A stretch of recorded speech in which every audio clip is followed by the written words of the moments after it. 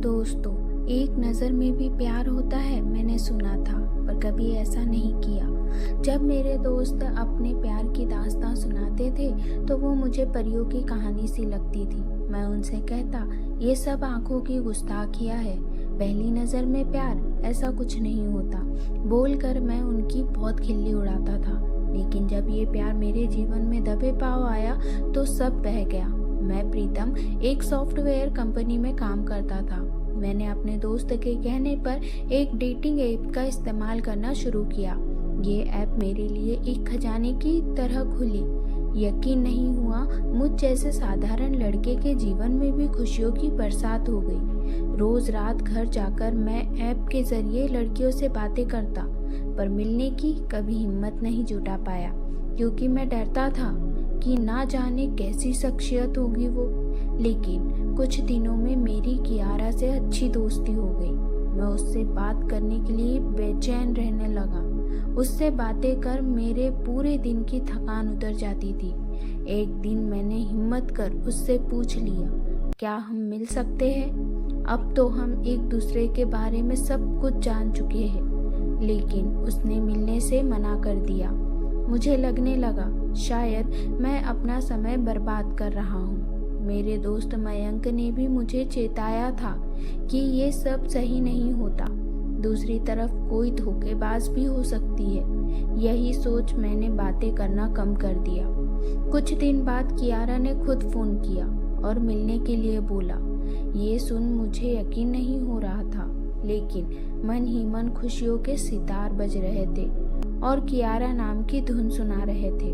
2 दिन बाद मैं तैयार होकर उसकी बताई जगह पर पहुंचा तो वो पहले से ही बैठी हुई थी। उसे फूल पकड़ाते हुए जब मेरी नज़र उसकी नज़रों से मिलचार होने लगी तो पहली नज़र के प्यार का एहसास होने लगा। तभी एक बच्चे ने माँ बोलकर कियारा को पुकारा।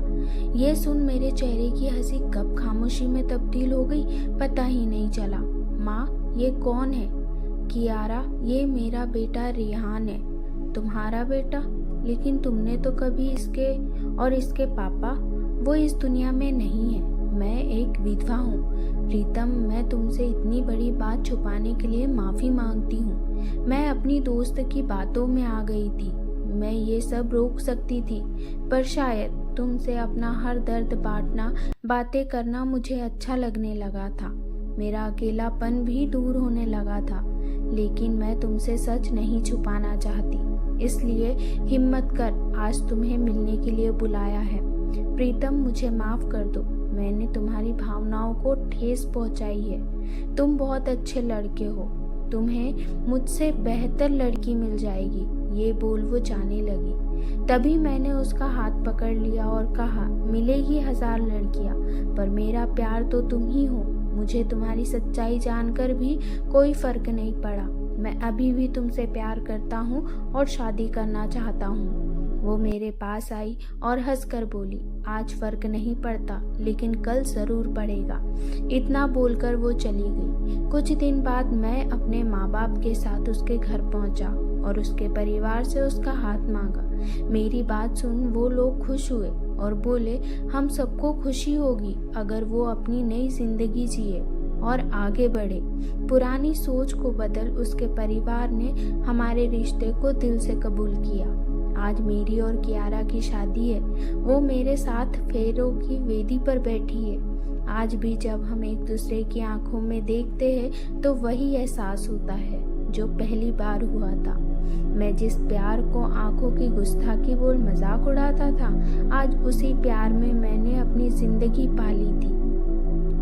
आज मैंने अपने प्यार के रूप में अपनी पत्नी और बेटे रेहान को पाया। अब ये दोनों ही मेरी पहली नज़र के पहले प्यार का नतीजा है। अगर इस प्रेम कहानी ने आपके अंदर मन में हिलोरे पैदा कर दिए तो लाइक और शेयर करना बिल्कुल भी मत